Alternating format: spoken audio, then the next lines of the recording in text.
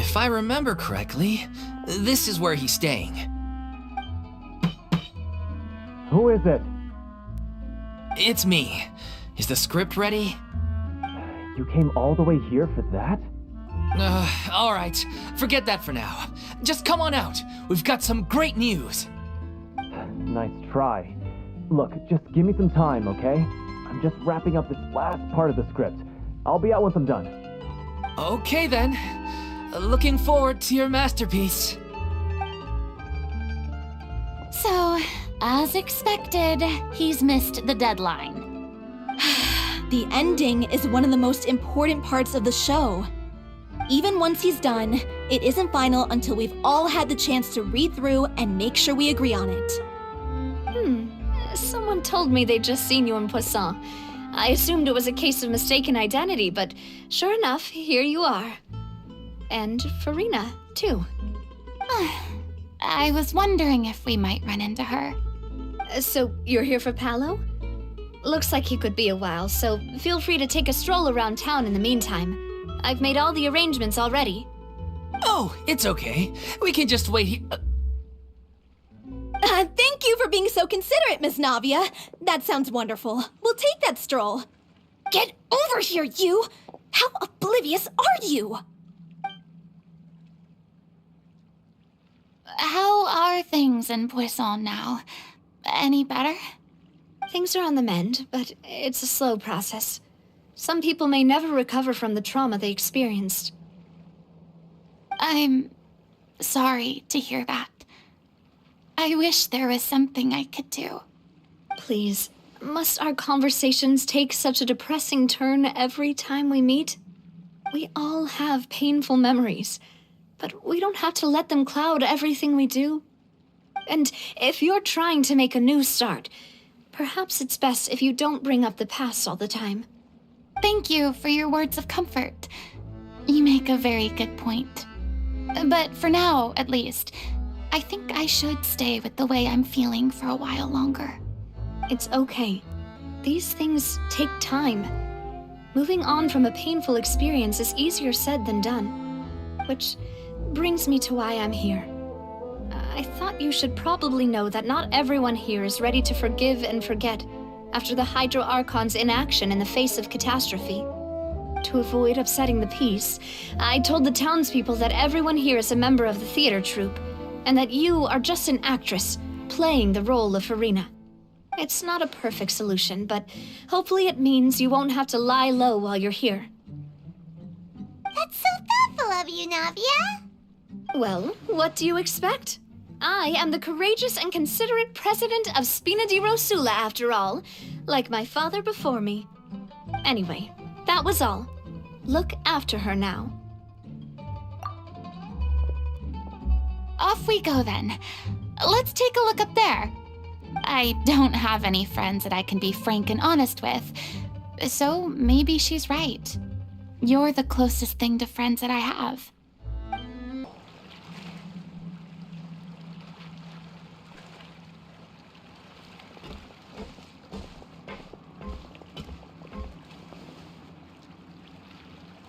I'm so grateful that Miss Navia was so understanding.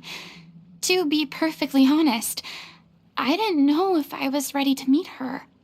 It's always easiest to just run away from your problems.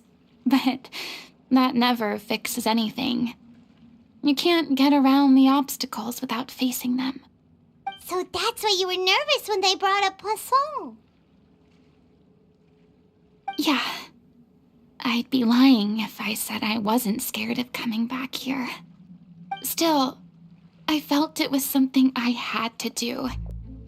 As I was saying before, I want to see for myself the things that I never could in the past. I'd be overjoyed if the people here could find it in their hearts to forgive me. But they're more likely to unleash a tirade of vitriol against me, which, of course, I completely understand and accept. Yeah, I can tell people are watching me.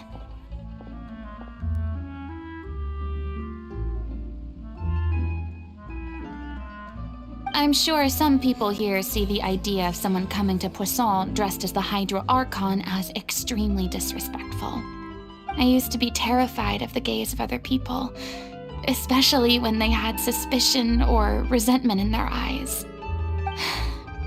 I guess I wasn't quite ready for this after all. I'm not surprised you're making yourself go through all of this. I can't let myself see only the things I want to see. How would that make me any different from before? Look! There seems to be a crowd gathering over there. Probably time we made a move. How about we check out Spina di Rasula's ship? We should have a view of the whole of Poisson from there.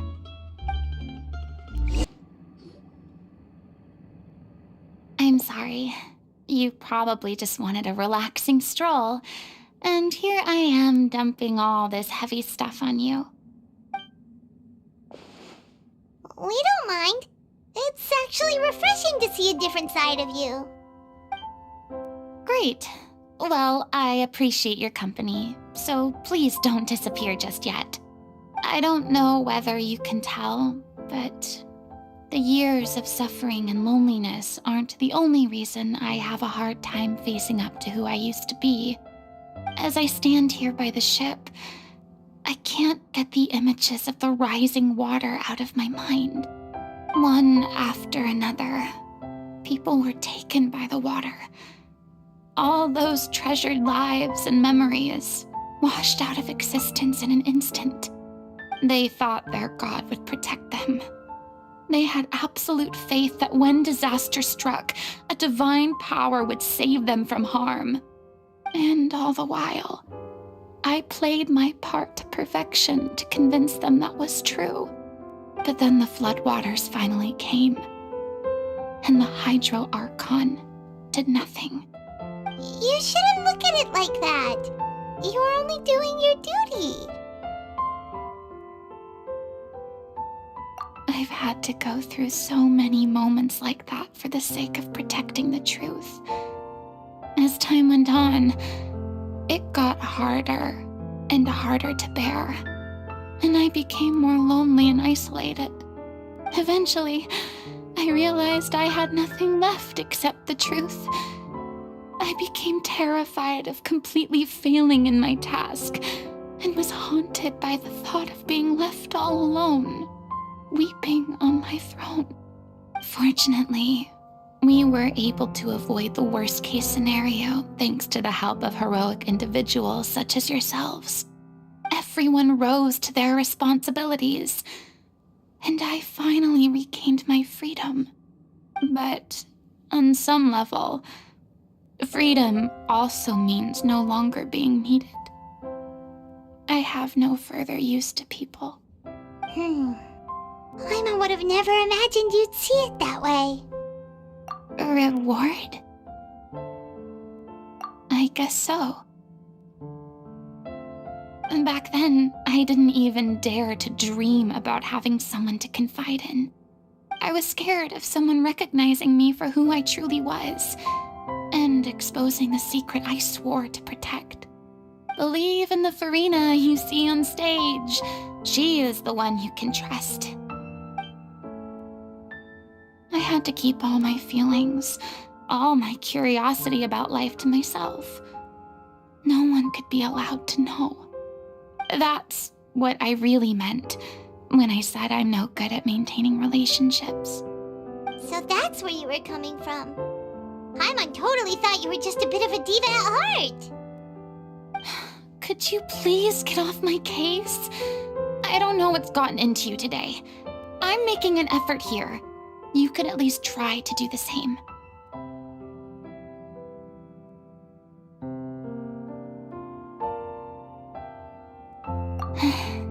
I do.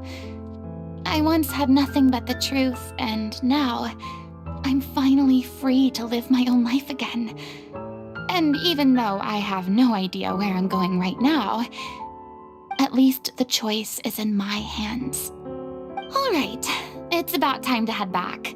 Paulo should have finished the ending by now. Sure. Okay, let's head back and check it out. Didn't you say you needed to watch what you eat? You're supposed to be cutting down on fried foods, not wolfing down copious quantities of fish and chips, you know? Come on. It's not every day we get to dine at Spina di Rosula's expense.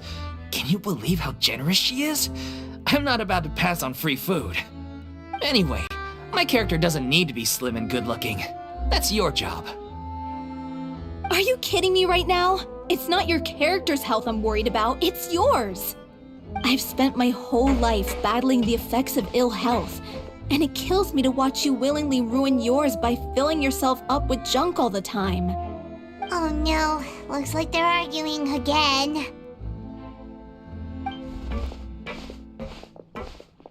We're back! Could you maybe put your differences aside for a moment? You're back. We've been enjoying Spina di Rosula's VIP treatment in your stead. Paulo's nearly done. We shouldn't have to wait too much longer. Great! So you were discussing your characters, right? We heard she's playing the Oceanid who turns into a human girl. What about you? Me? I'm an Oceanid too. He was originally supposed to take the form of a crane, but he outgrew that role. Well, the costume at least. So now he's playing the boar instead. Sorry. The boar's not a bad character, actually. He's the one who raises the little Oceanid, yes? That's right. He has some pretty memorable lines too, like when he imparts some solemn words of wisdom to the little Oceanid. If you become human, you can reveal your secret to no one. You will face suffering and loneliness.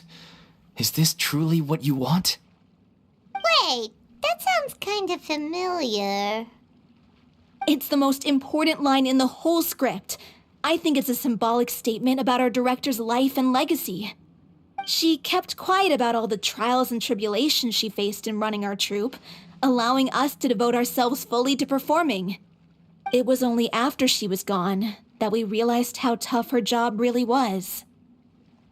You mentioned earlier that the troupe is like your home. Yeah. I was born with an incurable illness, and once my family found out it couldn't be treated, they decided they didn't want me anymore. I spent some years taking whatever work I could find and trying to manage my illness with various medicines. But whenever I had a bad flare-up, I'd be lying in an alleyway for days at a time. It was like that until the director found me one day. She told me I had a great voice and asked if I was interested in studying singing from her. I said yes. She took me under her wing, taught me to both sing and act, helped me find Mora for my meds, took care of me when my condition decided to flare up. I know it was all a huge burden on her. She sounds like a really incredible person. She really was. She gave everything she had to her troupe and the people in it. All of us were so proud to call her our director. I was a lost child too when she found me. As the child of a murderer, my parents weren't around when I was little, so I got sent to an orphanage. The other kids were always picking fights with me. They'd say things like, "Come on, you must be pretty tough if you're the son of a murderer." It was just to taunt me, though. I was an easy target, and they knew it. One day, I got beaten up so bad that I just couldn't take it anymore, so I ran away. I lost all faith in humanity by that point. Thought the whole world was out to get me. Let me guess. Fortunately, the next person you ran into was the director. Yeah. For the first time in my life, I was somewhere I felt safe. And I promised myself I'd stay here until the day the group parted ways. The day you hoped would never come. How times change. Oh, you're finally done? Get your butt over here. There's someone I need to introduce you to. This is our new artistic consultant, Miss Farina. Farina? The Farina? Oh my god! How did you manage to wrangle that? Please, the honor is all mine. I was profoundly moved to hear about your troupe and your wonderful director. I just wanted to do something to help.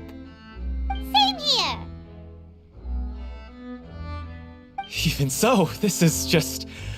Oh, wow. I'm sorry. I'll try to calm down. Now, where was I? Ah, yes, the script, of course.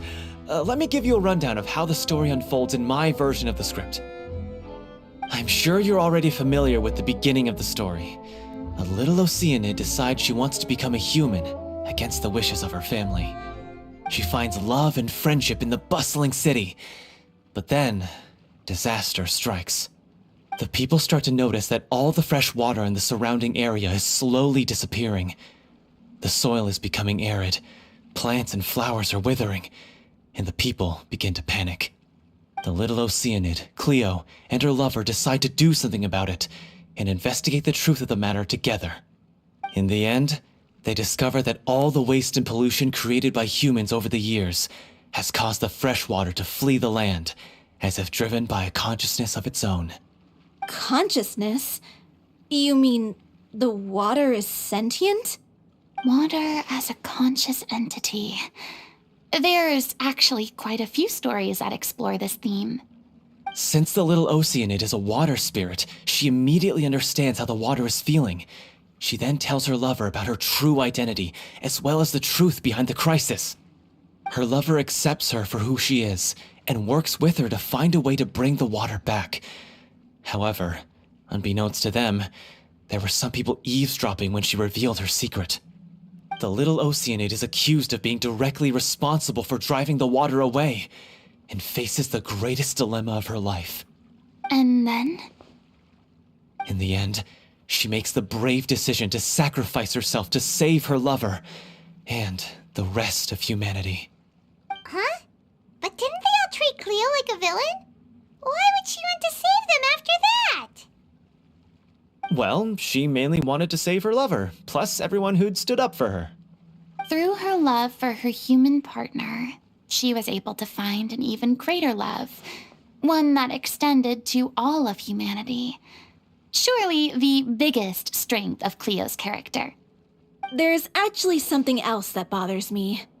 You know the protagonist is supposed to represent the director, right? And she never had the chance to become a hero in our world. If we're serious about dedicating this show to her memory, we should make the ending as true to life as possible. What about if the little Oceanid is hounded to death by people who hate her, her lover makes sure her secret never gets out, and humanity continues down the path to extinction? That sounds like too cruel of an ending to me, and perhaps a little irresponsible to present to the audience. That ending would be a perfect mirror to Director Aureli's death, both arbitrary and meaningless. On the day when she went missing, Director Aureli had instructed us all, somewhat out of the blue, to leave the court of Fontaine and wait for her outside the city. We waited and waited at the rendezvous point, but she never came. By the time we returned to the city, she disappeared without a trace. We looked for her. The Gardamex looked for her, but she was nowhere to be found. Increasingly, all the signs seemed to point to her being the latest victim in the serial disappearances case. The director was the kindest soul in the world, yet she was senselessly sacrificed for the sake of a so-called experiment by someone who had nothing to do with her at all. But doesn't the way she suddenly told you to leave the city suggest that maybe she had some sense of what was about to happen? It almost seems as if she was moving you to safety. I've been trying to follow up on that ever since, but all my efforts so far have turned up nothing. Villemont might know something, but he won't open up to me. Villemont? The one who's playing the role of the villain? Yeah. He's been overwhelmed by grief. I think the director's death hit him hardest of all. Grief? Guilt, more like. Also, I have a hard time imagining that anyone took it harder than me. Because Well, speaking of the play being true to life, I was deeply, madly in love with O'Reilly. What? You kept that one quiet. It's time to be upfront with you all. No more keeping secrets from each other. We'll never be able to agree on the ending if we can't be honest about how we feel. I did tell her how I felt once, but she turned me down pretty much straight away. She said that we were all like brothers and sisters to her, and she'd never considered us as potential romantic partners. Not that it came as a shock or anything. It was what I was expecting to hear. So I told her I'd always be there for the troupe, and I'd always be there for her. I said, maybe one day in the future, when everyone's settled into their own lives and on the up and up, and managing the troupe no longer required her constant attention, well, maybe then she could reconsider what she really wanted in her life. And now, that day will never come. Oh, Paulo. So if I'm the one writing this ending, then I'm gonna make sure it does right by O'Reilly. I won't let anyone get in the way of that. In that case, you have to straighten things out with Vilmont once and for all, face to face. We've all had our differences of opinion over the ending, but those two have never seen eye to eye on anything. One of them has to compromise if we're ever going to reach a final decision. Well, if that's where we're at, looks like it's time to go visit Vilmont. Are you ready to face the truth? Honestly, I'm slightly terrified. But for the sake of our final performance, I'll do whatever it takes. Funny you should ask, though. You really do get what I'm going through right now. I certainly do. Come on, everyone. Allons-y!